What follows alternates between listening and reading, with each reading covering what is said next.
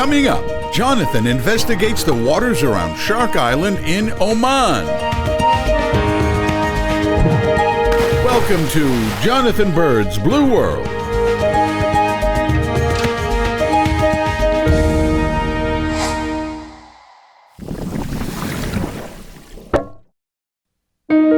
There are places in the world known for fantastic scuba diving. Places like the Philippines and Bonaire, the Bahamas and the Red Sea. But sometimes you want an adventure off the beaten path to some place that not many people have explored. It's with this sense of adventure that Cameraman Bill and I are heading to the Sultanate of Oman to dive the Western Indian Ocean. We're staying at the swanky Civil Aviation Club in Oman's capital of Muscat. But it's the middle of summer and the place is deserted. It's really hot. We have the beach to ourselves.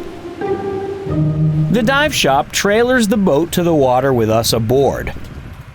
And soon we're on our way. Woo, that breeze feels good! Today we're heading 5 kilometers offshore to a fantastic limestone island called Fahal, which means shark. It's Shark Island, so obviously we hope to see some sharks. We suit up and hit the water, which is quite warm near the surface. And full of fish. Our dive master Ali is leading the way to the deepest part of our dive, a small shipwreck. On the way, I come across a cuttlefish, but it's not in the mood for hanging around. We pass a fisherman's lost net, suspended in mid-water by its floats.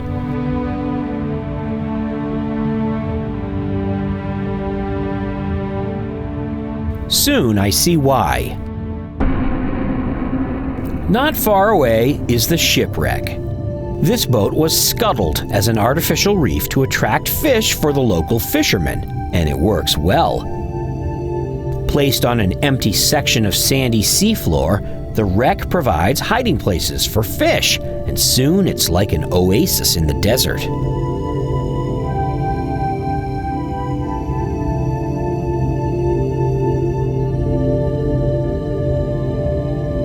The wheelhouse is inhabited by more than a dozen species of fish.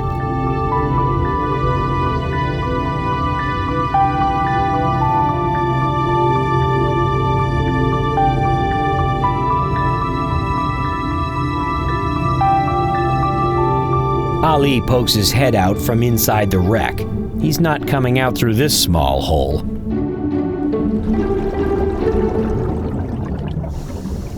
We leave the wreck and head back to shallower water near shore. Here we find more artificial reef structures designed to attract fish for fishermen. These hollow concrete castings form a foothold for coral and provide more space for fish.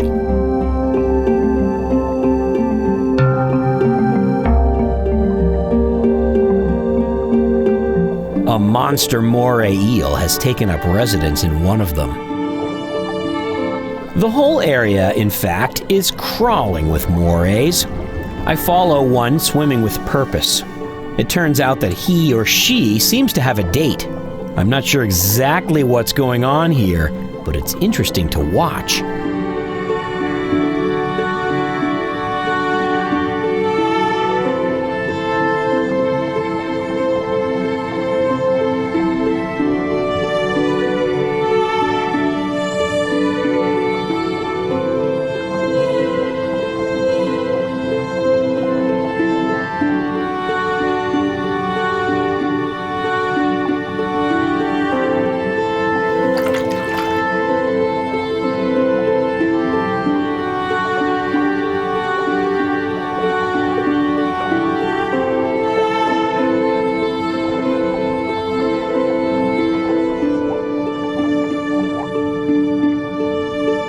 The reef is filled with anemone fish, frolicking in their swaying anemones.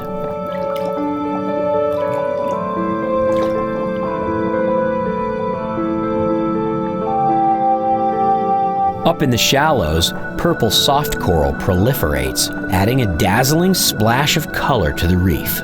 Coral has very little nutritional value, and not many animals can even digest it. But the yellow bar angelfish is one of those animals.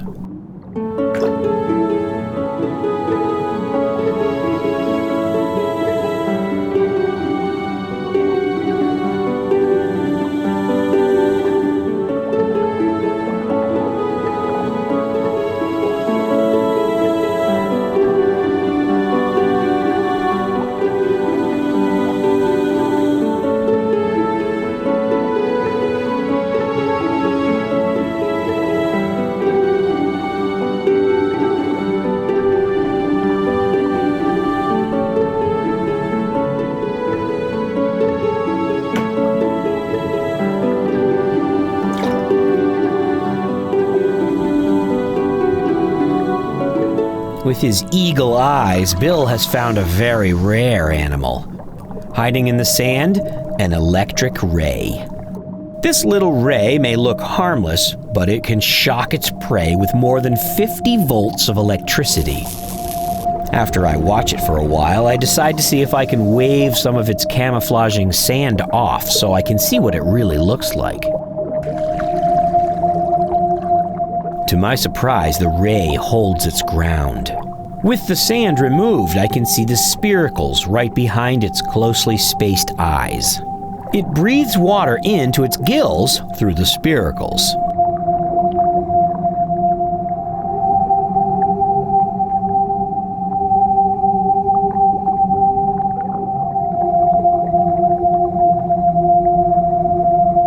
On the way back to the boat, we find a hawksbill sea turtle.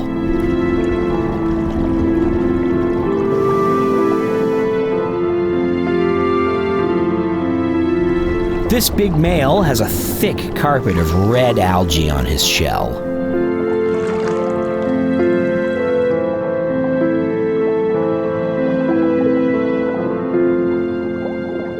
We've had a great dive, even though we didn't find any sharks.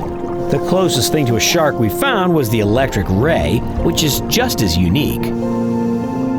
Sometimes my dives are not what I expected, but they're always exciting, because in the blue world, there's almost never a dull moment.